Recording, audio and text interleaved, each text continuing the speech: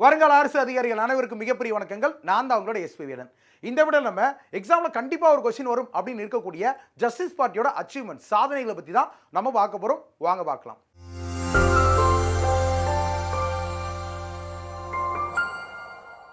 இப்போ இந்த நீதி கட்சியின் சாதனைகள் அப்படின்னு பார்க்கறதுக்கு முன்னாடி இந்த நீதி கட்சி அப்படின்னவங்க எப்படி உருவானாங்கன்னு சொல்லி பார்க்கும்போது நமக்கு ஒரு காலத்தில் இங்கே பிராமணர் அல்லாத மக்களுக்கு கல்வி அப்படின்றதோ அரசாங்க வேலைவாய்ப்பு அப்படின்றதோ கிடைக்காம இருந்திருக்கு.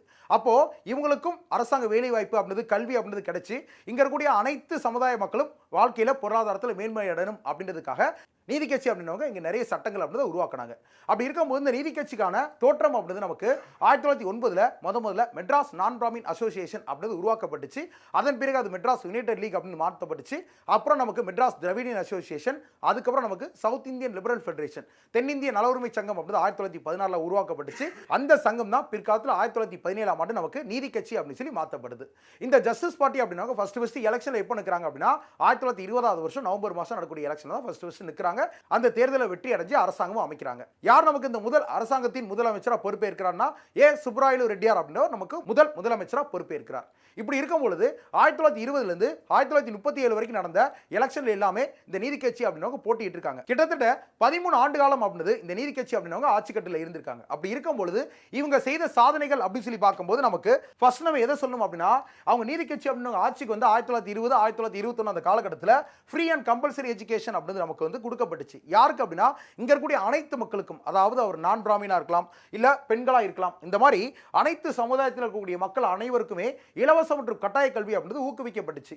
அதை தான் நம்ம மெட்ராஸ் எலிமெண்டரி எஜுகேஷன் ஸ்கீம் அப்படின்னு நம்ம சொல்றோம். மெட்ராஸ் துவக்க கல்வி திட்டம் அப்படின்னு நம்ம சொல்றோம். அப்ப இங்க இருக்கக்கூடிய அனைவருக்குமான ஒரு கல்வி அப்படின்றது இலவசமாகவும் கட்டாயமாகவும் நமக்கு நீதி கட்சி வழங்கி இருக்கு. ரெண்டாவது பார்க்கும்போது நமக்கு முதல் முறையா மதிய உணவு திட்டம் அப்படின்றது உருவாக்கப்பட்டிருக்கு. அதாவது நமக்கு மதிய உணவு திட்டம் அப்படின்னா காமராஜர் அவர்கள் ஞாபகம் வருவாங்க. காமராஜர் அவர்கள் காலத்துக்கு முன்னாடியே 1921 ஆண்டு நமக்கு சென்னையில் இருக்கக்கூடிய 1000 லைட்ஸ் 1000 விளக்கு அப்படின்ற ஒரு பகுதியில் இருக்கக்கூடிய ஒரு அரசு பள்ளியில் இந்தியாவில் முதல்ல மதிய உணவு திட்டம் அப்படிது நமக்கு பிட்டி தியாகராயர் அவர்களால் உருவாக்கப்பட்டிருக்கு.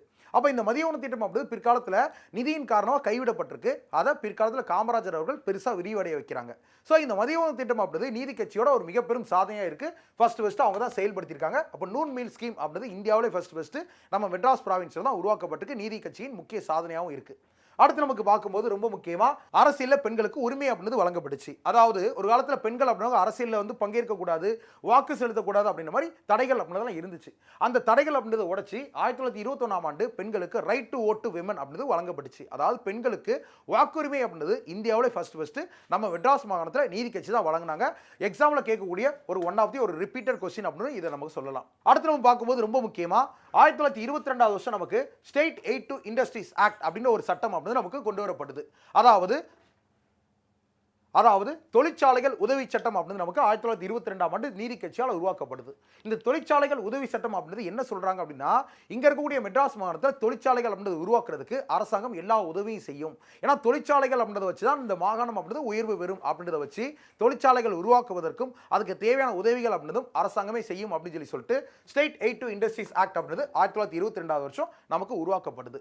அதுபோக நமக்கு ரொம்ப முக்கியமா மிர்சாதாரி முறை அப்படின்றது ஒழிக்கப்படுது. மிர்சாதாரி முறை அப்படின்றது ஒழிக்கப்படுது. இந்த மிர்சாதாரி முறை அப்படின்றது என்னன்னு சொல்லி பார்க்கும்போது அந்த காலத்தில் ஒரு குறிப்பிட்ட சமூகத்தினரோ இல்லாட்டி குறிப்பிட்ட ஒரு மக்களோ வந்து பார்த்தீங்கன்னா ஒரு ஏரியாவில் இருக்கக்கூடிய இல்லாட்டி ஒரு கிராமத்தில் கூடிய ஒரு பெரிய நிலம் அப்படின்னா அவங்க ஆக்குப்பை பண்ணி வச்சிருப்பாங்க. அப்போ அந்த மாதிரி நிலங்கள் அப்படின்லாம் அவங்ககிட்ட இருந்து மிர்சாதார்கள் அப்படின்றவங்கள்ட்ட இருந்து பறிக்கப்பட்டு அந்த நிலங்கள் அப்படின்றது இங்கே நிலம் இல்லாத மக்களுக்கு எல்லாம் பிரித்து கொடுக்கப்படுது.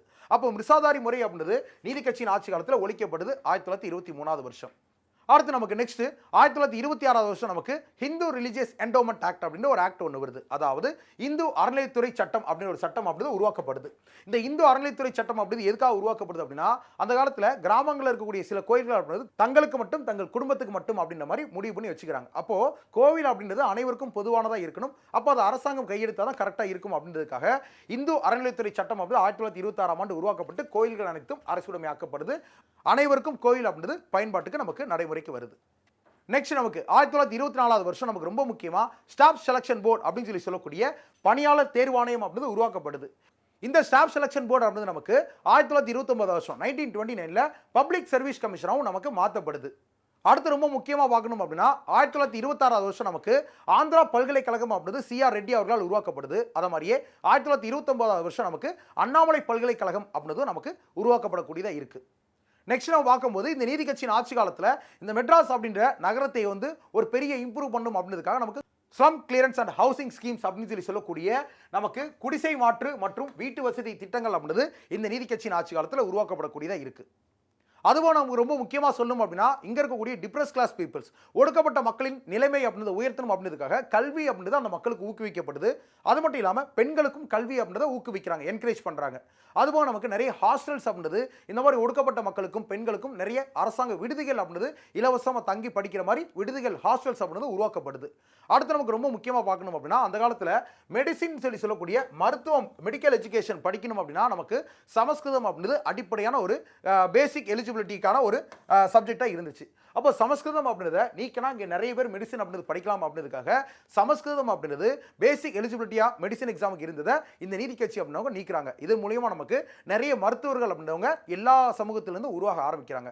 அதுலேயும் ரொம்ப முக்கியமாக பார்க்கணும் அப்படின்னா நமக்கு பெண்களில் இருந்து முத்துலட்சுமி அம்மையார் அப்படின்றவங்க நமக்கு மருத்துவம் அப்படின்றது படிச்சிருப்பாங்க. நெக்ஸ்ட் ரொம்ப முக்கியமாக பார்க்கணும் அப்படின்னா 1930 வருஷம் இந்த முத்துலட்சுமி அம்மையார் அவர்கள் ஒரு பில், அதாவது ஒரு மசோதா அப்படின்றத நமக்கு கொண்டு வராங்க. அந்த மசோதா அப்படின்றது எதுக்கானது அப்படின்னா Prevention of the dedication of women to Hindu temples in the presidency of Madras அப்படின்னு சொல்லக்கூடிய ரொம்ப முக்கியமாக இங்கே இருக்கக்கூடிய ஒரு சில சமூகத்தில் பிறந்தக்கூடிய பெண்கள் அப்படின்றவங்க நமக்கு கோவிலுக்கு அர்ப்பணிக்கப்பட்டுருவாங்க. இதை தான் நமக்கு தேவதாசி முறை அப்படின்னு சொல்லுவாங்க, அல்லது பொட்டுக்கட்டுதல் முறை அப்படின்னு சொல்லுவாங்க. அப்போ இந்த தேவதாசி முறை அப்படின்றதும் இந்த பொட்டுக்கட்டுதல் முறை அப்படின்னு சொல்லக்கூடிய இந்த முறைகள் எல்லாமே பெண்களை மறுபடியும் அடிமைத்துவத்துக்கு தான் கொண்டு போகுது. இந்த முறையை உடனே ஒழிக்கணும் அப்படின்றதுக்காக முத்துலட்சுமி அம்மையார் அவர்கள் 1930 ஒரு மசோதா அப்படின்றத நமக்கு கொண்டு வராங்க. இந்த பில் அப்படின்றது நமக்கு 1947 பாஸ் பண்ணப்பட்டு நமக்கு மெட்ராஸ் மாகாணத்தில் இருக்கக்கூடிய தேவதாசி முறை அப்படின்றது நமக்கு ஒழிக்கப்படுது. இதுவா நமக்கு நிறைய சாலை திட்டங்கள் அப்படின்றதும் கல்விக்கான திட்டங்கள் அப்படின்றதும் பெண்களுக்கு கல்வி அப்படின்றது ஊக்குவிக்கும் திட்டங்கள் அப்படின்றதும் நமக்கு நிறைய விஷயங்கள் வந்திருக்கு. இதெல்லாம் நமக்கு எக்ஸாம்ல ரிப்பீட்டடா ஜஸ்டிஸ் பார்ட்டியோட அச்சீவ்மெண்ட்ஸ்ல இருந்து கேட்கக்கூடிய விஷயங்களா இருக்கு. இந்த வீடியோ அப்படின்றது உங்களுக்கு பிடிச்சிருச்சு அப்படின்னா கண்டிப்பா லைக் பண்ணி விட்டுருங்க. உங்க ஃப்ரெண்ட்ஸ்க்கு குரூப்லாம் ஷேர் பண்ணி விட்டு வீடியோ பார்க்க சொல்லுங்க. அது மட்டும் இல்லாமல் வீடியோ எப்படி இருந்துச்சு அப்படின்னு சொல்லிட்டு நம்ம கமெண்ட் செக்ஷன்ல கமெண்ட் பண்ணிடுங்க. இதை மாதிரியே இன்னொரு நல்ல வீடியோ சந்திப்போம். தேங்க்யூ, பாய்.